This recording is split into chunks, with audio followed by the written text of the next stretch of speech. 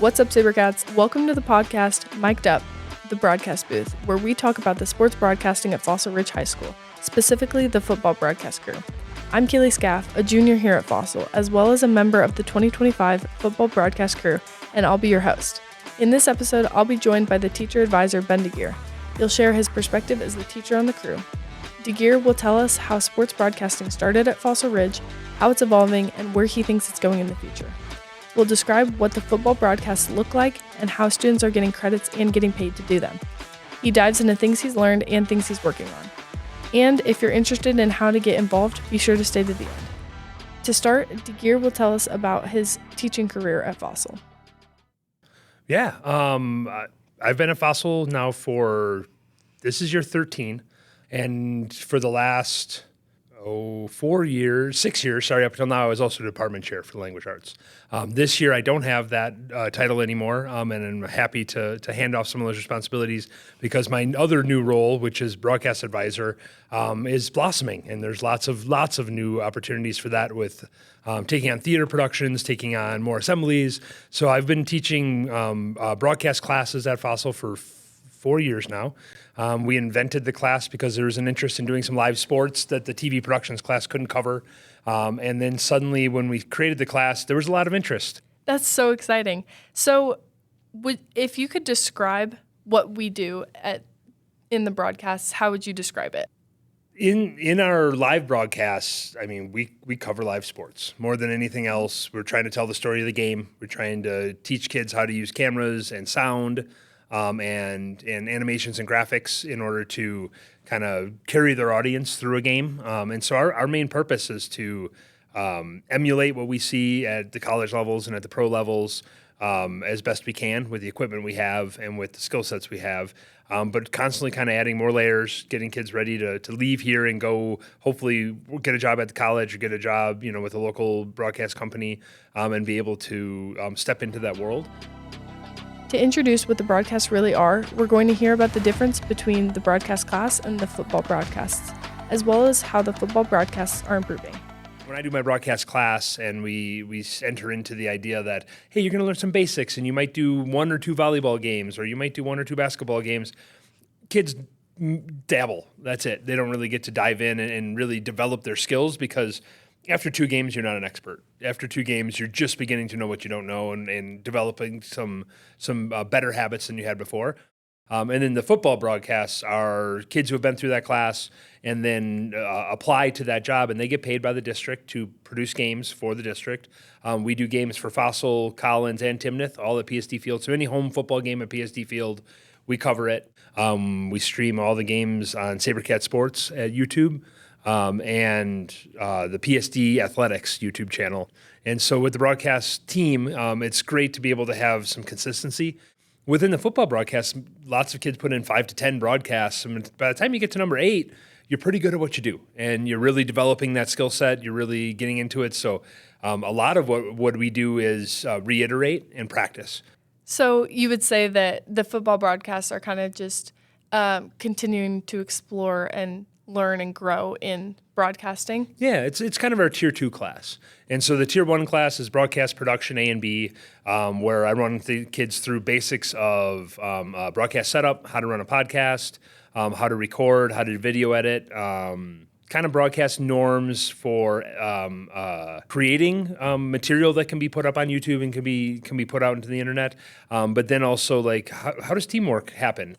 You mentioned that the broadcast production class started 4 years ago. Was that you who started it, or how did that idea kind of spark? It was me who started it. I have to give a little credit to former student Dylan Heinrich.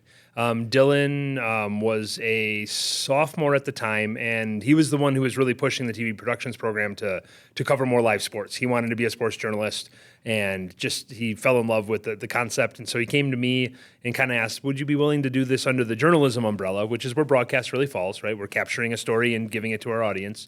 And so he and I launched our first broadcast class, and I'm gonna put him in that category because that wouldn't happen without him, with some small little Vixia camcorders and a school desktop with running OBS, which is the same program free program that kids use to stream their video games. And so we created a little scoreboard and we plugged in these like 3-inch long cameras, tiny little cameras. And we went to hockey games. We went to basketball games. We tried to do a golf match. We did some soccer. We did all kinds of different sports. And none of it was very good and none of it was very pretty, but we got out there and got started. And then I think with proof of concept, the district and the building especially, but the district also started to see, there's some potential for kids to make good product and really learn a lot from that opportunity. And so the next year we were able to buy some nicer cameras. And then the next year after that, we were able to buy some much nicer cameras. And then now we're kind of at that point where we have that base layer and we've built some computers. We've acquired most of our basics. So now we're getting into things like tally lights to our cameras so that the cameras can see when they're live. We're also adding a second wireless camera, so we can do an on-field camera and a fan cam. And so we're acquiring new technology, but that each one of those is really just a means to an end to make a cool new thing to look at on the screen. Next, DeGear will run us through a typical timeline of what the week of a football broadcast looks like. First, he'll tell us about the prep that goes in the week before. So for our average week on Monday, we have a production meeting. We'll debrief the last week and just make sure we've answered any questions or remembered what the things. We have a whiteboard up in the booth that we're always trying to gather some ideas on, or hey, we need this equipment, or this broke, fix this. And so we debrief on Monday and then set our intentions for the rest of the week. That usually involves making sure we have all the roles staffed, making sure that any equipment changes are accounted for, and then deciding who's going to make graphics for the week to go along with the announcers. The announcers do the research, but a lot of times we'll hand that off to graphic designers to make the graphics so they have kind of a uniform look, and so that they'll plug that in.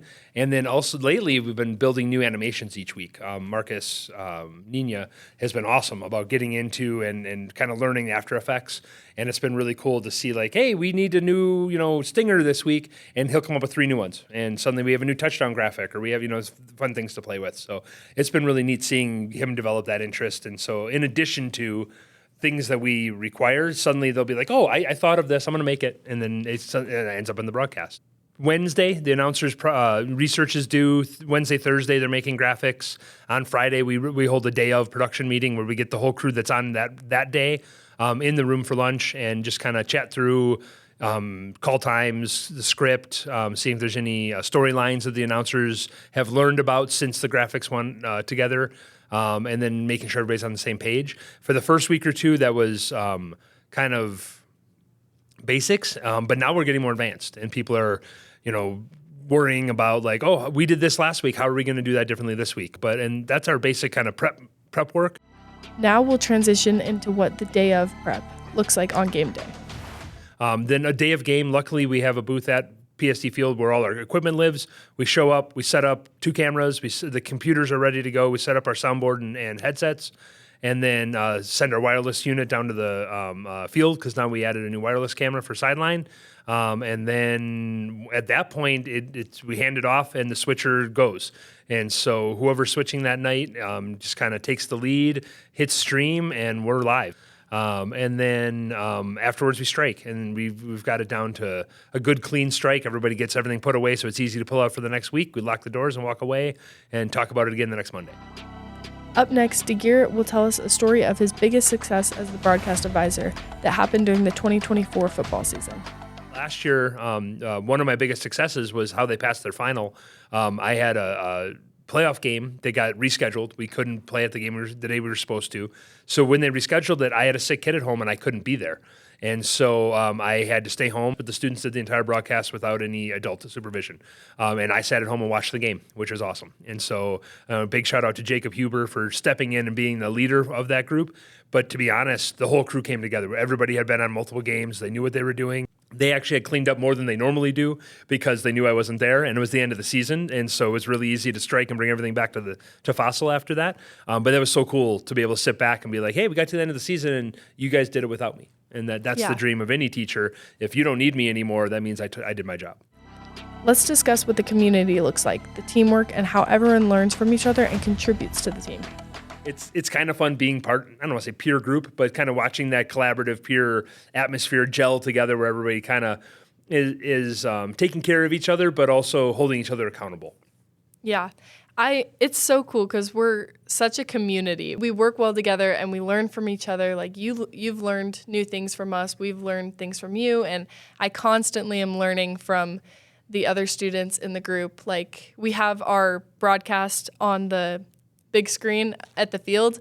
And so when I'm running the camera, I can look up and see what they're doing, and I can see what Ben Mick does with the replay. And when he learns something new and shows that on the board, I can see that. And I just I'm so proud of everyone in the group, and I learn from everyone, and it's such a fun community to be a part of. I'm very thankful to the dedication everybody puts into the projects, because it wouldn't work if kids didn't care about it. Yeah. Could you kind of describe the teacher's perspective? What are the challenges kind of being the only adult on the crew during the games, and what's kind of hard about that? It's really fun. I get to kind of constantly play and plan with new technology and new tools and new things, and then teach it to kids. And it's only because they're doing the main part of the work that I get to sit back and do that fun part of the job. Yeah, I think a common misconception about the broadcast in general is that we just video the games and that's all, but there's actually so much more that goes into it. And there's so much teamwork. It's so cool to see how everyone works together and how we can all pull this off with everyone has their own specific skills, and then we use that to make a really cool product. Now we'll dive into the skills students should have to be a part of this, specifically focusing on the announcer role. The two main skills that we can teach any, how to zoom, how to focus, how to pay attention, as long as you can collaborate, take criticism, work as part of the group, all towards the same end, and not take things personally. If we're barking at someone to go quickly, it's because it's live and we need it right now, not because we dislike them. But some people have thin skin, and that is hard on a broadcast crew. You need to be able to kind of we're all moving forward together, and then not worry about that afterwards, because it's never personal. It's always hey, at this moment we need this. And the other thing is be patient. Being able to look at a piece of equipment and be like, I don't know how to use this yet. I better learn how to use this before I start pulling on things or pushing buttons and seeing what's going. Yes, there is a trial and error, but when you're dealing with some of this technology, the trial and error can be very destructive. And I would venture to say anybody who's patient and willing to learn, that's the biggest things. Mm-hmm. Camera skills help. If you know basically, how an ISO works or an iris works on a camera, how to set up a tripod, vMix skills, things like that are all great, but we can teach those. That's not something I expect people coming in with. And they go fast. Most kids are better at technology than I am. So once I show it to them, they're like, oh, I get this, and they run with it. Mm-hmm. Whereas it takes me a while. I'm like, can you show me that again? Yeah. And what did you do there? But if I can learn on that many layers, when they're explaining it back to me, we'll usually point out where some of the shortcomings are for us teaching others. I've been really thankful for the people this year who have kind of jumped in and been like, oh, I didn't have experience, but let's go. And they jumped right in and made it all happen. I walked into the sports broadcasting class with no experience. I did not know any of the software that we use, the equipment. I didn't know anything. I just had an interest for sports broadcasting, and I wanted to learn. And I mean, the amount of growth that I've had, and I continue to learn every single week. So yeah, I mean, anybody could do it as long as you care about it. And like you said, are willing to learn, willing to work with others. So you can learn pretty quickly. Yeah. It sure helps if you know the sports too. That's true. We've had a couple of people who have really good computer skills, really good camera skills, but don't know how football works. Yeah. And that's been a learning curve for me. Is I need to do more front end of instruction, because we're getting people who are like, oh, I really like doing this specific role within broadcast. But it used to be that sports was the main draw. Now it's broadcast the main draw. And some kids don't know sports very well. I've been much more intentional about getting announcers who know the games, and then kind of the other skills we can teach. But the announcing is so hard to get someone who can talk for 2 hours about a game. And if you don't know it really well, it never feels comfortable. You can't just kind of fall back on I've heard this before. I fall into this. So I definitely have learned more about the on-screen talent or on-air talent being very, very important. Up next, DeGear talks about his view on mistakes and how the team holds each other accountable. Every broadcast, we have a couple kinks to work out or a couple things that don't go as we planned, and everyone's made mistakes. So how do you handle making those mistakes and handle working under the pressure? I encourage all students to have a very, very thick skin, but also think like duck. Always let things roll off your back. And so if you miss a shot, we missed the first touchdown of the year on replay. And we didn't have the camera on it. It just didn't work out. There's going to be more touchdowns. We're going to have more replays. There's nobody sitting at home like, hey, we're going to stop our subscription to this free service for not getting that touchdown replay. But we sure learned that, hey, the next time we're not going to miss it. And so there's no better teaching than mistakes. The group holds each other accountable. Everybody steps up. They realize that like they're a part of a team, and if you let your team down, that doesn't feel good. So even if they don't care about their role of running a camera or announcing, or they don't care about that sport, they care about the team enough that they'll usually step up and do their best work. And so that's my favorite thing about the class is that it encourages mistakes. We're going to have mistakes. We're going to have equipment that doesn't do what we want it to. We're going to have somebody put their foot in their mouth as an announcer. We're going to have all those kinds of things. But for the most part, we definitely are able to get through those mistakes and use them as learning moments moving forward. And it's good for kids to feel that make a mistake isn't the end of the world. Now we'll get a glimpse of where DeGear sees this going in the future, such as expanding the broadcast, different things he's working on, and doing more with other sports and events outside of football. So you guys have had a lot of improvements, especially with the technology and the equipment that you use. How do you see this? Where do you see this going in the future? That's a good question. I see it continuing. And so I see the opportunity for kids to produce more on their own and for more, I hate to say sports network kind of thinking, but more along the lines of kids going to a game and instead of broadcasting the whole game, shooting highlights and putting together more of a Sports Center package each week for games we have. So I have a constant vision of how do we develop SaberCat Sports Network as a brand, and then how do we create things that kids want? Most kids aren't going back to rewatch an entire game broadcast, but they will watch a 3-minute highlight package. And so if we can start to generate more of the sustainable content creation, it'd be really nice for us to be able to put that out through social media and share that out so student work is getting in front of kids while they're still maintaining that kind of broadcast norm. It's not just a kid with a cell phone recording a clip of a neat play, but it's like, no, here's a comprehensive storytelling of the whole game professionally. And as we get into that. So that's one of the additions I want to say, and always more tech. I know that football broadcasts have the most audience and are the most popular, but do you see any of the other sports or other things that we broadcast to become more popular or even have like the district paying students to do it as well? So the football games are kind of our bread and butter as far as the amount of planning and control over what we have that goes into the show.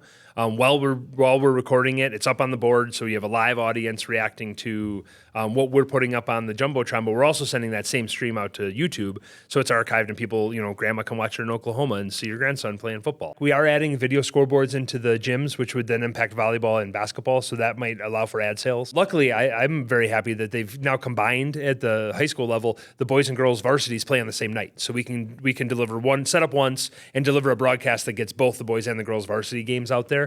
So that increases our audience, it increases our coverage, which I love. And so hockey, I always enjoy. Our soccer games are really fun, even though we have to cart everything out to the field and do all that kind of stuff. Soccer, softball, and baseball, and some of my favorite games have been our unified sports. Like when we do a unified soccer game or unified flag football game, the energy is so much fun and the crowd is so great. And so it's been so cool to have cameras down on the field for those games as well. And so I don't think there's a sport that I'm not willing to at least take a try at. Mm-hmm. There's just some that are a little more difficult than others. Yeah. Well, that just proves that there's more room to grow. Yes.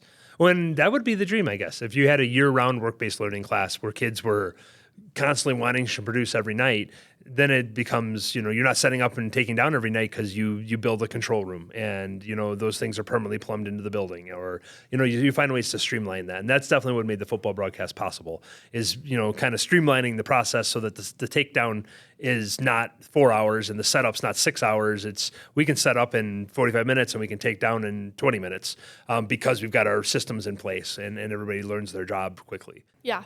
So it is cool, students who might not be as interested in the sports side of the broadcasting, but just want to do the broadcasting, then there are other opportunities like broadcasting the assemblies or theater and kind of leaning away from sports.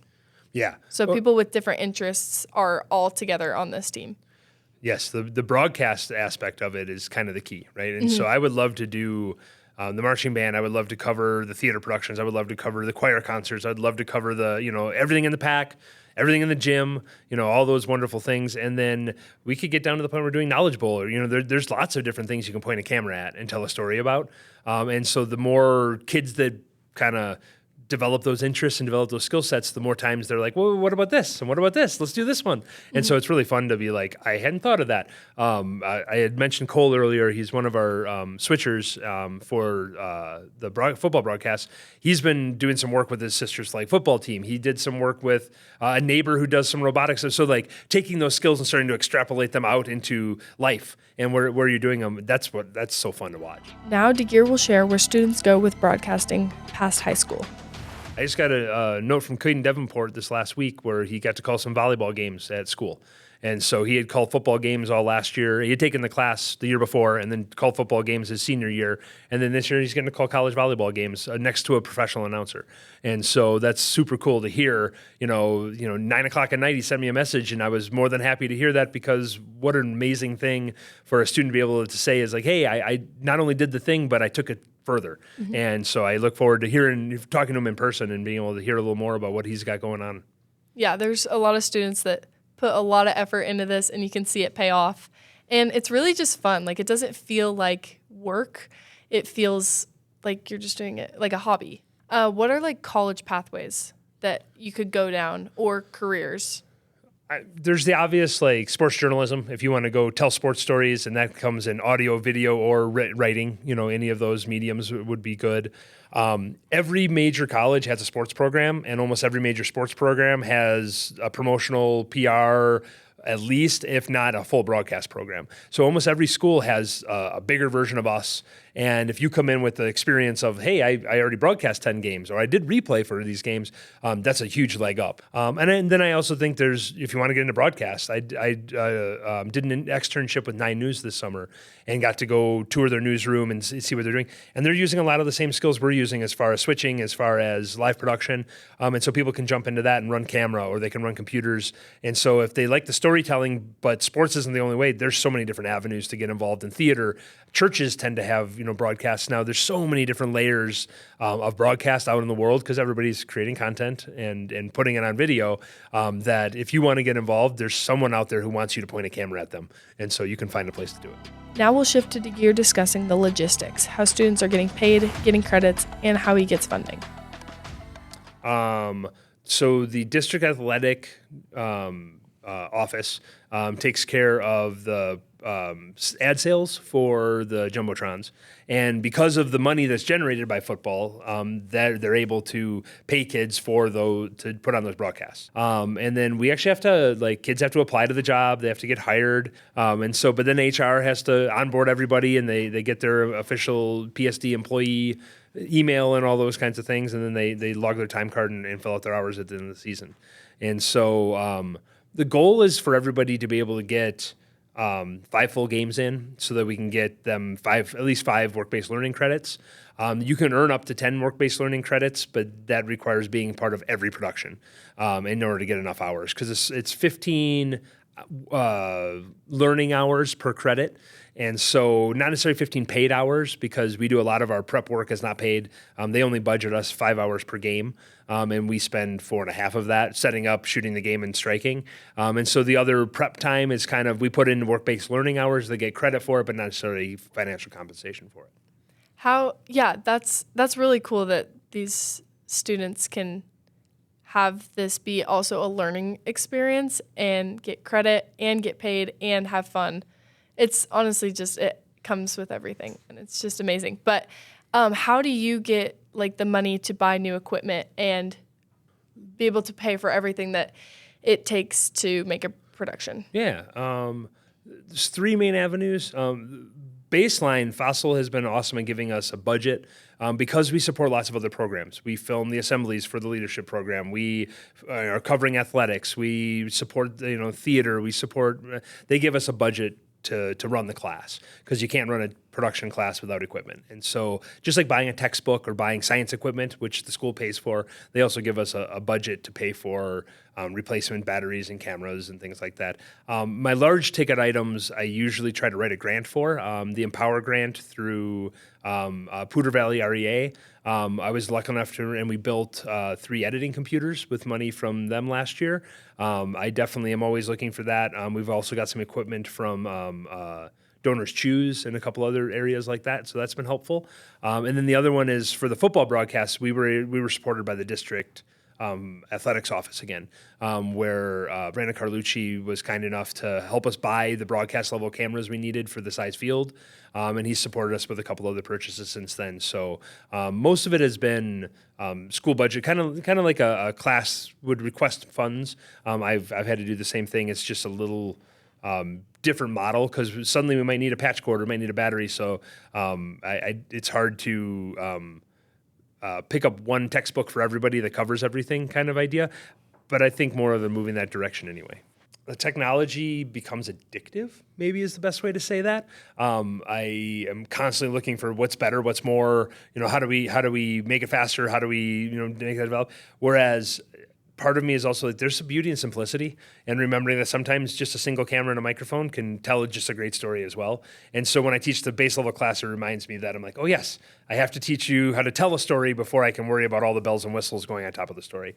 And so it's kind of fun stripping it down to that and then also having the all the bells and whistles. Next, we can hear the most rewarding part for DeGear. Seeing the teamwork of the group is by far the most rewarding. Like watching everybody chatting through how everything worked and seeing what went on well and talking about, hey, they're all going to go grab a bite to eat after the game together and they get along that well. That's awesome. That's so fun to see. I do think that by the end of Friday night, I'm usually wiped out and ready to just get myself home. But I usually go home with a smile on my face. Yeah. Like I said earlier, we're a tight-knit community. We're really good friends, even outside of the broadcasts. And I mean, for me, like I was saying earlier, just to see the final result, to go back on our YouTube page and watch the whole broadcast, because I was able to see the behind the scenes, but then to watch it, how everyone else is seeing it, it's really cool to see how everything comes together. And overall, I just think it's a really cool thing that Fossil does, because Fossil's the only one that is doing this, right? As of right now, we're trying to find somebody to take up a similar project over at Frenchfield for the west side of the district, and we haven't found that teacher yet, but that's somebody I hope to meet soon so that I have somebody to collaborate with on those projects, because lots of times right now I get really excited about things and my broadcast crew is excited to share it with me, but most other adults don't care. And so it would be nice to have that counterpart at another school where we could be like, ooh, I learned this, let's share, let's debrief at that level as well. So I look forward to continuing to watch this grow over the next couple of years. To wrap up, DeGear shares the different ways a student can get involved and what he wants people to know about the broadcasts. If a student wants to get involved, taking the sports broadcast production class, the class title is Broadcast Production AB. They can sign up for that class, and that's probably the easiest way to guarantee involvement. If not, they can come talk to me, about getting involved in a project. Like I said, with the assemblies, we get people who are not in the program. To take the football broadcast, I do ask that people take the broadcast class first so that I can teach them the norms, I can see their skill sets. If somebody came to me with an outstanding skill set and was like, oh my gosh, I don't have room in my schedule for this, but I really want to do that, we could have a conversation. But for the most part, that entry level is that. The other way is through journalism. I have a number of people who are doing a lot of photography and writing that, but if you can learn to tell a sports story, then pointing a camera and telling a sports story is just a different instrument with the same theory. And so the other thing would be to take the reporting or editing classes and work with the school newspaper. And once you learn how to tell those stories, that'd be something where you could then translate that over into video or podcast. What's one thing that you would like people to know more about sports broadcasting, specifically with the football games? I always want people to know how much work the kids put into the project. It's so cool when they come up and look in the booth and they see 5 students just doing their thing, and it's so neat. And then they look at me like I should be doing something, and it's like I did all my stuff ahead of time. You are now watching them do the work and play the instrument essentially. And so that's really fun. But more branding, getting it out there that we even exist. Like you said, people are starting to get to know that. We've been doing it 4 years. I feel like there's a lot of cool moments we've had, but most of the students still don't even know what we do. What I want people to know is like, we're out here, pay attention and check out what you can. And if you're interested, come get involved. Like if anybody comes and asks, how do I get involved? I'll find a way to get them involved. And I guess that's the biggest part for me. I haven't had a student yet who wasn't able to get involved at a level that I think they found engaging. The main thing is people are afraid to ask. And so more than anything else, just communicate and ask and see what's going on, because there's way too many fun things to do. And we have not maxed out the number of projects we can point a camera at. So yeah, we can definitely add more capacity within all of it. Yeah.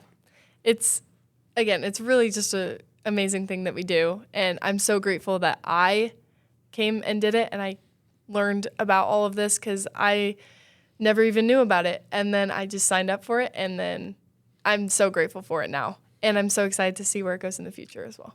So, me too. Thank you, Kaylee. Yeah, thank you so much. Thanks for tuning in to this episode where we got a fascinating perspective on sports broadcasting at Fossil Ridge with special guest Ben DeGear. Make sure to listen to the next episode of Mic'd Up, the broadcast booth, where I'll be joined by 3 students on this year's crew, Cole Weber, Ben Mick, and Marcus Nina, who run the switcher and the replay.